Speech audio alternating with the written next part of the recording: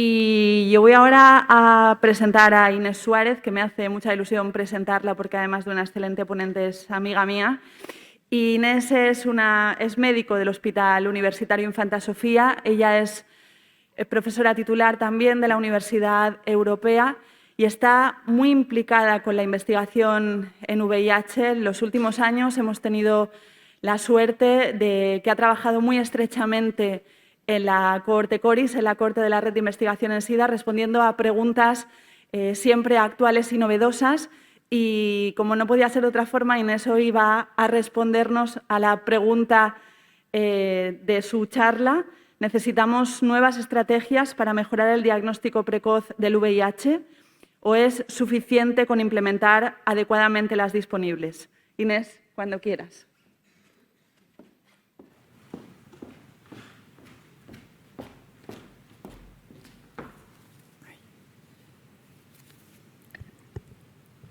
Bueno, gracias, Inma, por la presentación. Gracias a los organizadores por invitarme a estar aquí hoy. Y, bueno, creo que me han dado 5 minutos para la charla. Pues veo aquí en el contador, así que no sé cuánto voy a tardar. Ahora ya me han puesto más. Y, bueno, no tengo ningún conflicto de interés con esta charla. Y, bueno, hoy vamos a hablar de, primero, si necesitamos mejorar el diagnóstico precoz del VIH en nuestro país. Y después vamos a ir revisando las estrategias que tenemos disponibles y cómo se pueden intentar mejorar. Y vamos a hablar también de estrategias nuevas. Y las vamos a ir desgranando a lo largo de 4 ejes que se articulan en torno a estas 4 preguntas que veis aquí, que son a quiénes vamos a priorizar para el diagnóstico, a cuántas personas vamos a testar, dónde vamos a hacerlo y con qué. Mi foco principal va a ser España, pero también voy a dar unas pinceladas del contexto europeo y el contexto global y a lo largo de la charla iréis viendo estos iconos para centrarnos un poquito en el ámbito geográfico del que estamos hablando. Para contestar a la pregunta de si necesitamos mejorar el diagnóstico precoz, tenemos que responder en realidad a estas dos: si estamos diagnosticando a todos los que tenemos que diagnosticar y si estamos diagnosticándolos a tiempo. Para contestar a la primera pregunta nos tenemos que fijar en la primera barra de los objetivos de ONU-SIDA y aquí podéis ver datos a nivel global y por regiones de la OMS. La primera barra corresponde a las barras azules y podéis ver aquí cómo a nivel global tenemos una primera barra de porcentaje de personas diagnosticadas del 84% y en la región europea de un 77%. Este menor valor viene determinado sobre todo por los países del este de Europa. En cuanto a nuestro país, se estima que el 87% de las personas que viven con VIH están diagnosticadas. Esto quiere decir que el 13% de las personas con VIH no saben que están infectadas. A nivel europeo, los países en general no salen muy bien parados en cuanto a si estamos diagnosticando tarde a los pacientes y los datos a nivel europeo de la Unión Europea de diagnóstico tardío son de casi el 50%. ¿Qué pasa en nuestro país? Pues aquí tenéis un estudio de CORIS de Marta Raba en el que podéis ver la evolución del diagnóstico tardío en negro y del diagnóstico tardío con enfermedad avanzada en gris desde el año 2004. Los datos del último año, que es 2018, en este estudio fueron de un 43% de presentadores tardíos y de un 25% de presentadores tardíos con enfermedad avanzada. ¿A quiénes estamos llegando tarde? Pues en este estudio, en la tabla, podéis ver que las personas que tienen mayor riesgo de diagnosticarse tardíamente son los mayores de 30 años, los hombres y mujeres heterosexuales y usuarios de drogas comparados con los hombres que tienen sexo con hombres, los que tienen bajo nivel de estudios y los inmigrantes. Así que a la primera pregunta yo creo que decididamente sí que necesitamos mejorar el diagnóstico precoz en España porque tenemos un 13% de personas que no saben que están infectadas por VIH y casi 1 de cada 2 personas tiene diagnóstico tardío y 1 de cada 4 tiene enfermedad avanzada al diagnóstico. Vamos a ir viendo la respuesta a las 4 preguntas y vamos a ir viendo qué estrategias tenemos disponibles para mejorar esto. Primero responderemos a las primeras 2 preguntas, a quiénes vamos a priorizar y a cuántas personas vamos a testar. En la gráfica de la izquierda podéis ver, estos son los datos del SINIBI del 2019 y podéis ver que los grupos que tienen mayor riesgo de diagnóstico tardío en las barras azules son los hombres y mujeres heterosexuales y los usuarios de drogas inyectadas. Además de los factores de riesgo que hemos visto en el estudio de CORIS previamente, estos son los grupos que tienen mayor riesgo de diagnosticarse tarde.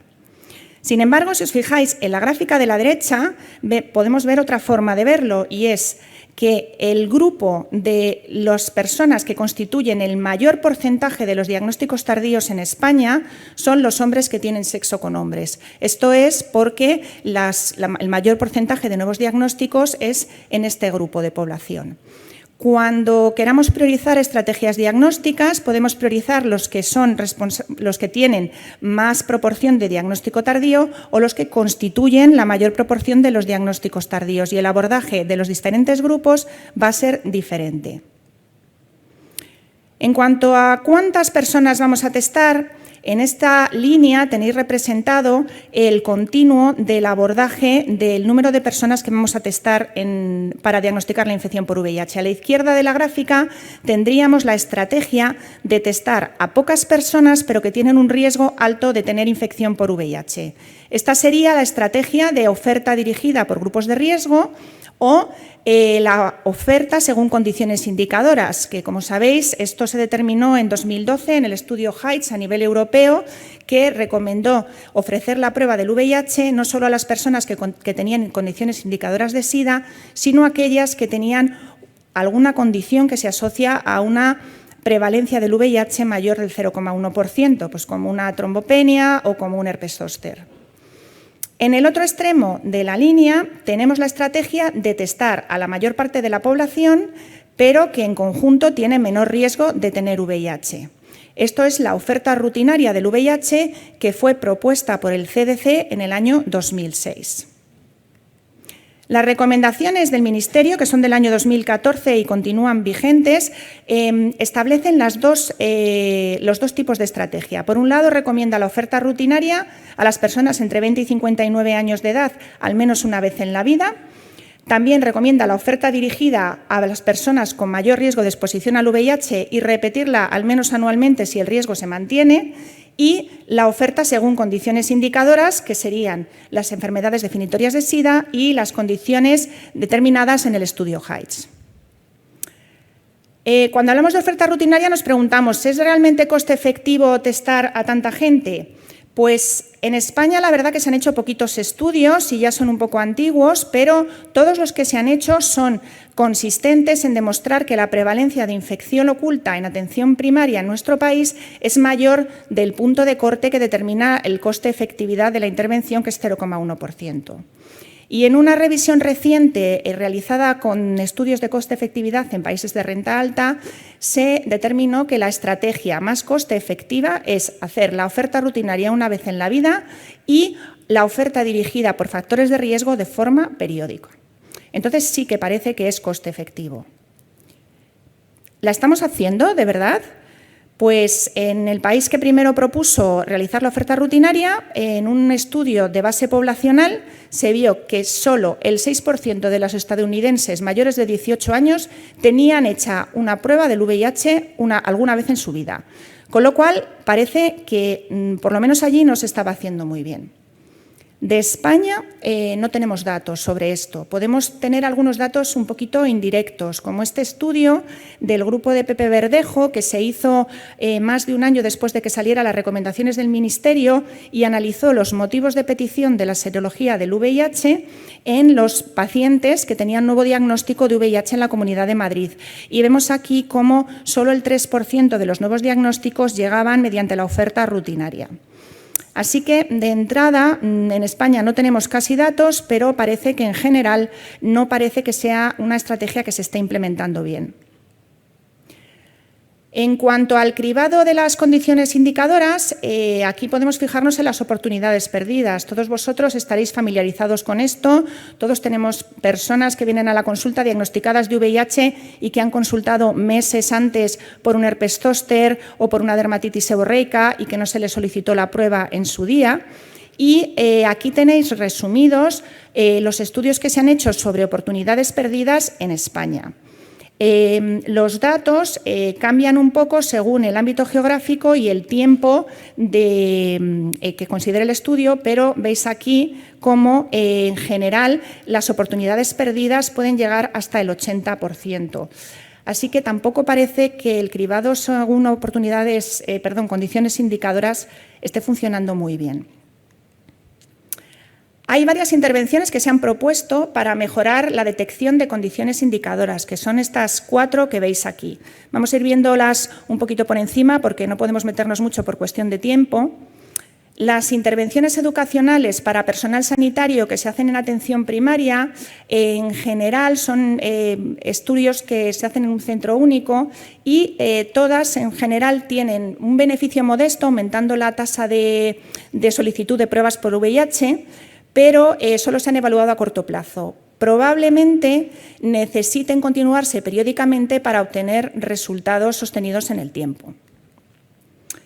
En cuanto a los avisos electrónicos, pues en atención primaria los médicos están muy familiarizados con estos avisos que indican según las características de los pacientes si hay que hacer intervenciones diagnósticas o preventivas. Y os traigo como ejemplo este estudio del grupo del Hospital Clínic que implementó un aviso electrónico para solicitar la prueba del VIH a todos los pacientes a los que se les diagnosticaba una condición indicadora en la historia clínica. Esta intervención fue muy eficaz, triplicando el número de pruebas de VIH solicitadas en el periodo de estudio y cuando se eliminaron los avisos electrónicos, la tasa de pruebas solicitadas volvió a los niveles previos a la intervención. A mí esta estrategia me parece muy fácil de implementar, muy aceptable y muy barata, pero que yo sepa no se ha implementado en los centros de atención primaria. Luego están los cuestionarios. El grupo de Ramón y Cajal ya nos presentó en algún congreso de GESIDA anterior un cuestionario en español validado que rellenan los pacientes en la sala de espera del médico de atención primaria para detectar condiciones indicadoras o factores de riesgo y selecciona a qué pacientes les tenemos que ofrecer el test. Estos cuestionarios se han utilizado en estudios de investigación con personal dedicado por el estudio y tampoco se han implementado en la práctica clínica. Y por último, tenemos las técnicas de Big Data y de aprendizaje automático. Como ejemplo, os traigo un estudio realizado en África en el cual un score de riesgo obtenido mediante técnicas de aprendizaje automático predijo de forma más sensible y más eficiente el riesgo de seroconvertir a VIH en el año siguiente, mucho mejor que un score de riesgo obtenido mediante regresión logística tradicional o un score según la pertenencia a algún factor de riesgo del VIH.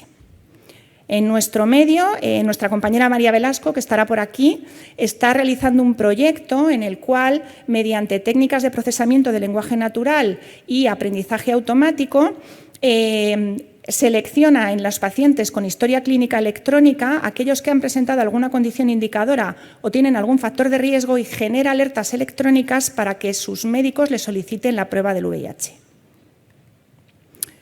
El Big Data tiene un potencial bastante grande, pero tiene muchos retos metodológicos aún, como la cantidad y la calidad de los datos a los que podemos acceder, cómo vamos a mantener la confidencialidad y cómo vamos a hacer los estudios de forma ética y, sobre todo, cómo interpretamos los datos y cómo obtenemos los resultados, ya que para esto no valen los métodos estadísticos tradicionales.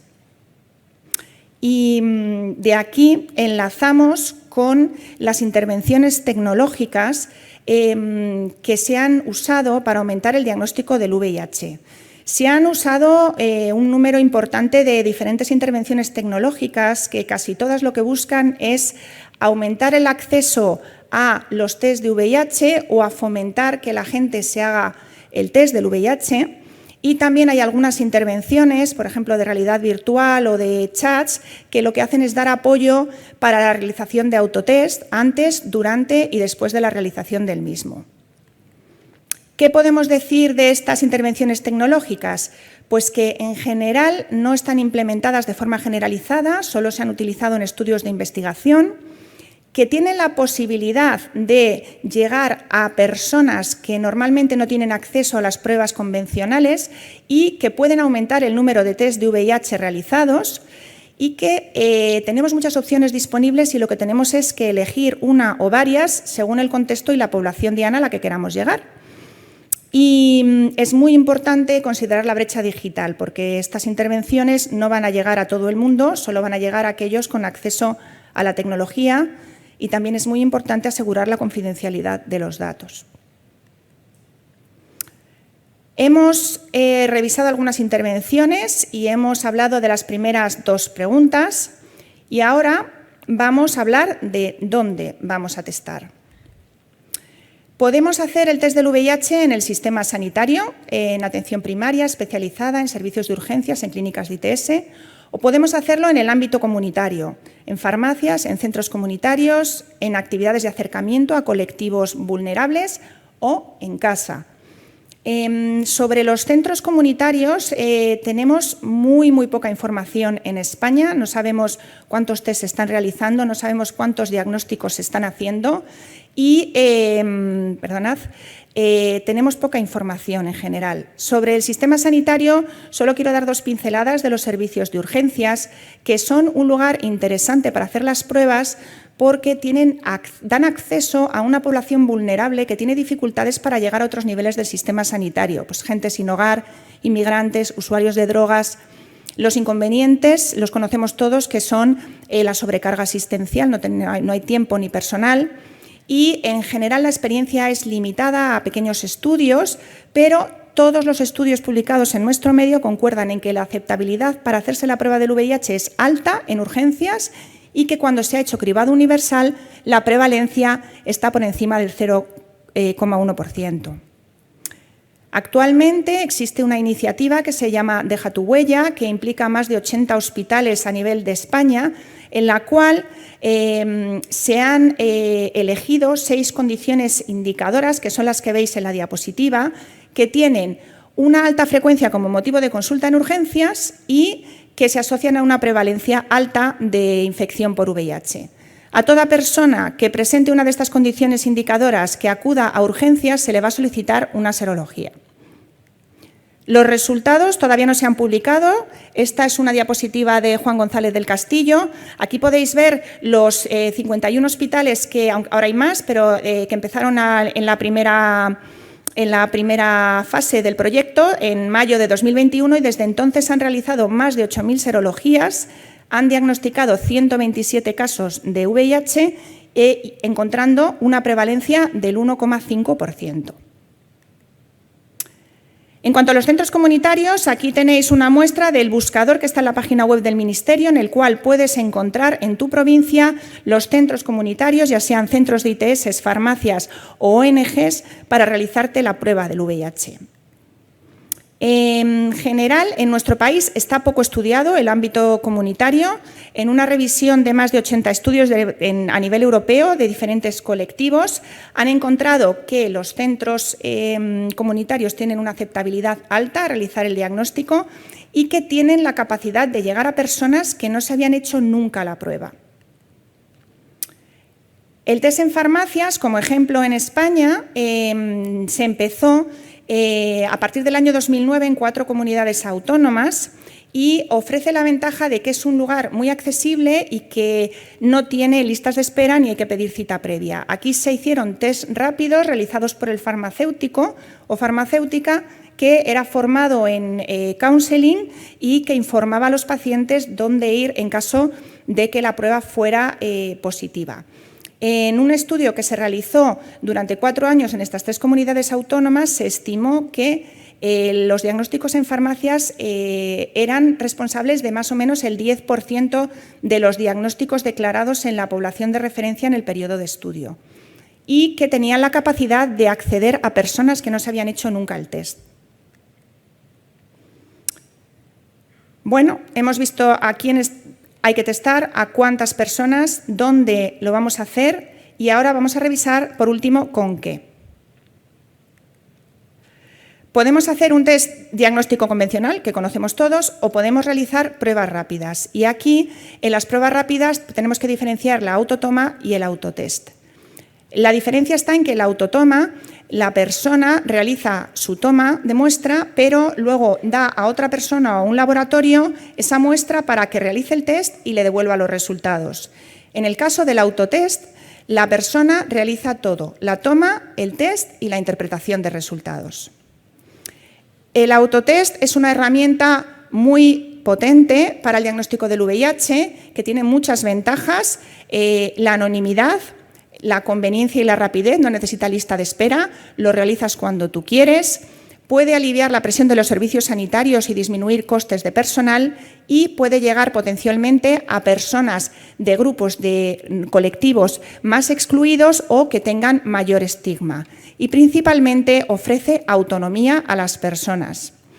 Como inconvenientes está que cuando te haces un autotest no tienes una persona al lado para, si es positivo, darte apoyo y encaminarte a los servicios de salud para que te den tratamiento antirretroviral. Y no está claro cómo va a ser la vinculación al sistema sanitario. Y también como inconveniente tenemos el precio. El autotest ha experimentado un desarrollo sin precedentes gracias a la iniciativa STAR, que se creó en el año 2015, incluyendo a los servicios de salud de 15 países de África y de Asia, y que incluía también algunas organizaciones, universidades y la OMS. Es una iniciativa que está financiada por UNITAID y por el Fondo Global, y las acciones que ha desarrollado han sido: primero, aprobar kits de autotest accesibles para su uso en países de renta baja. Segundo, generar evidencia para poder informar la realización de guías clínicas e impulsar que los países incluyan el autotest en sus políticas nacionales. La iniciativa STAR es un ejemplo de cómo, cuando hay financiación y voluntad, se pueden conseguir muchas cosas. Desde el año 2015, gracias a esta iniciativa, se han aprobado 4 kits de autotest, 1 en saliva y 3 en sangre. 80 países tienen el autotest incluido en sus políticas públicas y 38 lo tienen ya implementado. Como os podéis imaginar, el autotest tuvo un desarrollo increíble durante el periodo de confinamiento COVID, donde se realizaron guías clínicas y se distribuyeron kits de autotest por diferentes medios, y la distribución aumentó mucho durante este tiempo. En nuestro país, en Barcelona Checkpoint, estuvieron distribuyendo kits de autotest durante el periodo de confinamiento a las personas que estaban en tratamiento con PrEP y se les enviaba la medicación a su casa junto con kits de autotest para hacerse el diagnóstico del VIH. Y posteriormente han continuado haciéndolo en el periodo posconfinamiento, pudiendo disminuir el número de visitas al centro. ¿Qué sabemos del autotest del VIH después de la iniciativa STAR? Sabemos que es seguro y aceptable. Sabemos que todos los ensayos clínicos han demostrado mayores tasas de realización de la prueba del VIH con el autotest y que, en general, se produce una menor vinculación al sistema sanitario.